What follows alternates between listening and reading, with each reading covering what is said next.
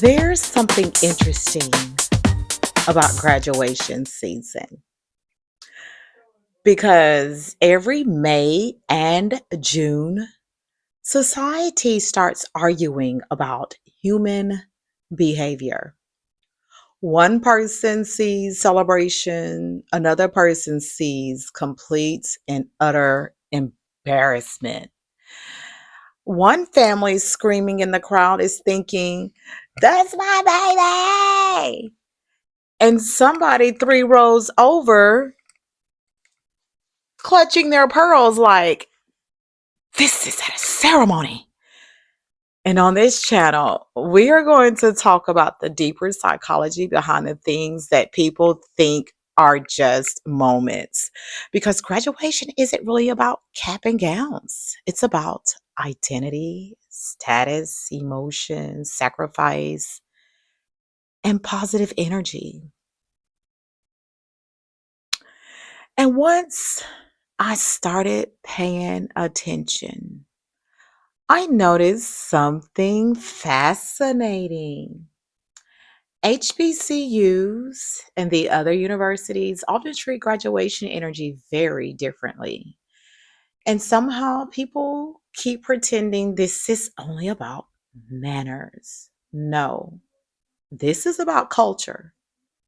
At a lot of HBCUs, graduation feel like surviving something, not just I passed my classes, but my grandmother prayed for this. My mama worked doubles for this. Our family finally crossed the finish line. So when that graduate walks across the stage, the entire family graduates emotionally. That's why you see people screaming, crying, dancing, running down aisles, aunties waving fans, and somebody's uncle recording vertically with 3% battery life. And honestly, a lot of Black graduation culture is built around release. Because historically, education was once denied to Black people completely. So graduation became symbolic. It became proof. It was receipts for survival, mobility, legacy. And when emotions are tied to survival, people express them loudly. Meanwhile, many traditional other universities were historically built on European academic culture. And that culture often values restraint, order, decorum, controlled emotion.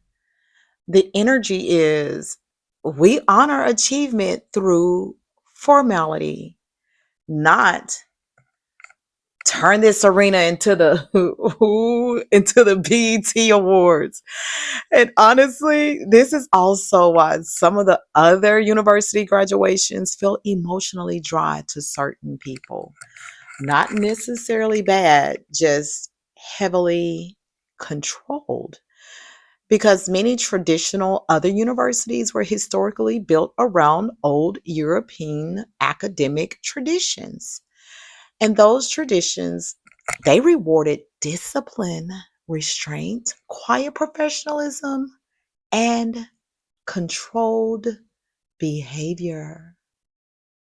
The energy is very, please remain seated, hold applause until the end, exit row by row in an orderly fashion. Everything feels choreographed, measured, contained. And to some people, that comes across as classy. But to other people, it feels emotionally sterile.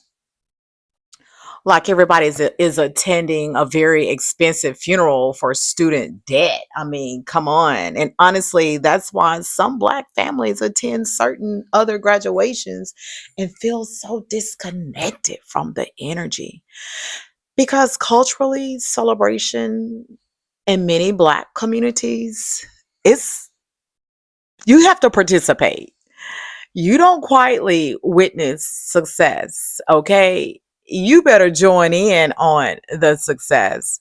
That's why Black culture naturally blends music, okay? Call and response, the dance, cheering, testimonies, just collective excitement all together. Meanwhile, a lot of the other university graduation culture is built around the individual achievement being recognized through institutional approval. The institution speaks, the audience observes, the graduation complies. Very polished, very structured, very demure. So just very pleased to not embarrass the university. And honestly, sometimes it feels like certain institutions are more comfortable celebrating success than witnessing emotional freedom, because emotional expression changes the energy of the room. And some environments prioritize composure over connection. That's why one graduation feels like a sacred family cookout with degrees, and another feels like LinkedIn Live, the ceremony. And this is where control energy gets interesting, because the real conversation isn't about cheering. It's about who is allowed to express emotion publicly and how much emotion society is comfortable tolerating. Because when you think about it, humans constantly, we rank emotional behavior. Somebody quietly clapping, professional. Okay. A Black grandmother shouting, "That's my baby." Suddenly people start using words like Ghetto. Ooh, classy. Oh, she just too much. Classless. And that's where culture tension enters the room. Because one community sees joy while another sees, ah, loss of control. And then every year, you start hearing stories about schools actually threatening diplomas if the students dance too hard, celebrate too long, do flips across the stage, or ignore ceremony rules. People start debating the punishment. And immediately the internet splits into two groups. Group one, rules are rules. Group two, why are y'all policing joy? And honestly, both sides think they're arguing about behavior, but underneath, they're arguing about power. Because institutions are designed to maintain order. That's literally what institutions do. Very structured. Schools, the corporate environment, the government. Oh, go to the airport. Check out the airport, how structured the airport, how they run the airport structurally. But emotional celebration is it's unpredictable. And once large groups become emotionally activated, humans start mirroring each other.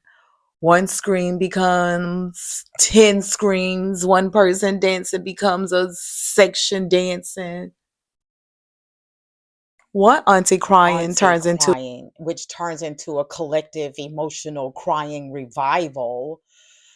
And institutions, they fear the escalation, not necessarily because celebration is evil, but because humans and groups become emotionally contagious very quickly. And social media, let's be real about it. Social media amplify this even more because now people, they're not just celebrating for an authentic reason. They are celebrating to be seen, to feel like their struggle mattered publicly.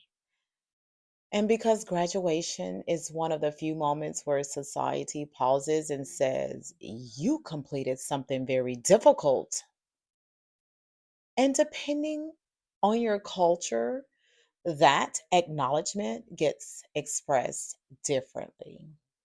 Some people clap loudly, some people cry, some people yell, some people they dance, fall out of the bleachers, start speaking in tongues near section 104. But underneath all of it is human emotion trying to escape containment. And honestly, that might be the real graduation ceremony. Now I'm becoming even more curious. I have a question. So, do you think graduation ceremonies are becoming too theatrical?